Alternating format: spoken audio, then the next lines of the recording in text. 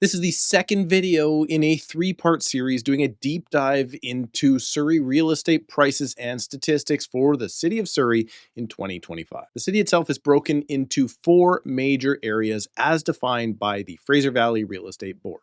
And those areas are North Surrey, Surrey, South Surrey White Rock, and Cloverdale. And this three-video series focuses on the three most prominent asset classes within the city, which are detached or single-family homes, townhomes, which are usually stratified and adjoined properties with exterior entry, and condos, which are legally the same thing as townhomes, but they are apartments, most often with interior shared hallways. And this video will focus on the townhouse market. But really quick, before I start the stats deep dive, this is a real estate channel focused on Greater Vancouver and across the Fraser Valley. So subscribe to the channel if you would like to stay up to date on the market.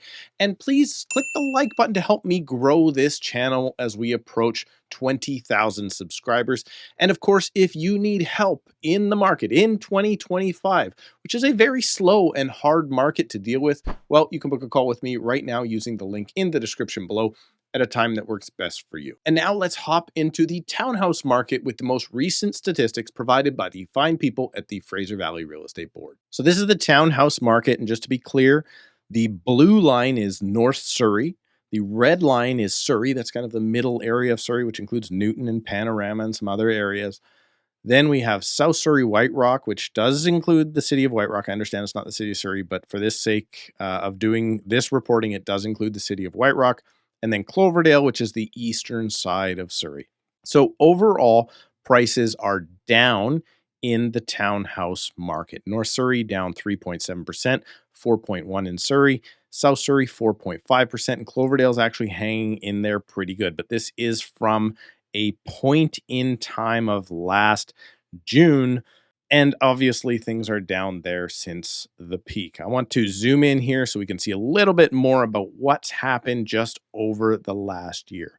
Things are trending down. There's just no getting around it. For instance, South Surrey was up in the neck of the woods of almost $1 million, $977 last year, and now we are sitting at $935. Everybody else is following suit. Looks like we had a little bit of a pickup here over the spring, but that is only going to trend downwards from this point forward for the foreseeable future because of the amount of inventory that is flooding to the market. Now, the condo market is in pretty tough shape compared to the townhouse market, but a lot of your townhouse buyers are coming from the condo market. So as the condo market kind of gets pulled down or tends to sink, the townhouse market will hold on, but inevitably it will also do the same. Of course, I do not like median pricing because it's just the middle number and it can be quite jumpy, but you are noticing the median is actually sticking around in both Surrey and Cloverdale at around the same area. It jumped up a little bit in North Surrey at the beginning of the year, but it is now sinking. And also South Surrey is doing the same, coming down. Average pricing, again, I don't like it because it's jumpy, but you can see that everything is trending downwards. Look at that. Year over year, South Surrey townhomes are down 8%. I remember a year ago, I had a client on the market and I needed them to drop not that much, $20,000 or $30,000 to get sold. They did not. They are now on the market for that with another agent, mind you. Not good for me, but they're on the market with another agent at, much lower number. So that is what happens. Why is that happening?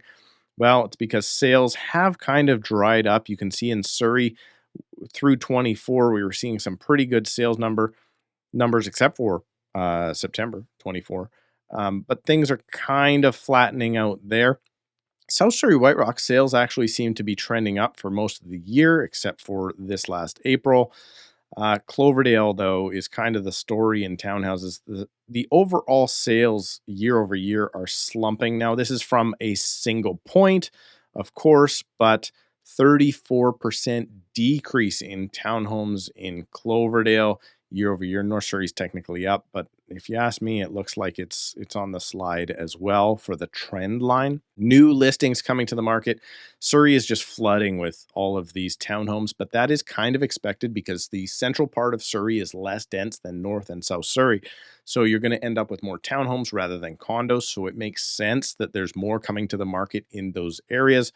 But it looks like we've had a bit of a summer chill here with new listings, that in June, every area or each market class area has declined in the number of new listings coming to the market, but that's really not what matters. What matters is, do they stack on top of the active listings from last month to make this month's active listings?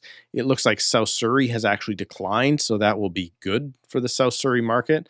The area in Surrey, again, that middle portion of Surrey is way up over last year, 40% more inventory, but starting to flatten out. So I think we're going to see kind of the peak has happened in the overall amount of listings coming to the market there.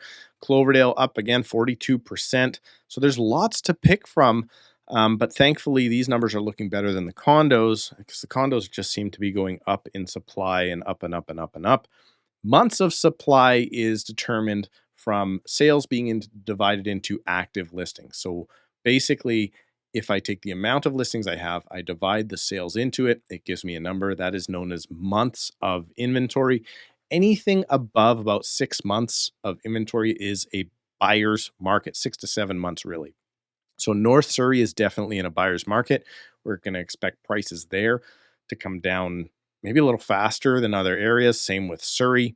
South Surrey, White Rock, not doing so bad. Technically sliding out of a buyer's market down to 5.8. And Cloverdale creeping up closer towards a buyer's market. Here's why I personally live in Cloverdale and I invest in Cloverdale. The reason is it definitely does seem to have a low months of inventory continuously compared to other areas. I think that's because families want to live there. Generally, the market does pretty well.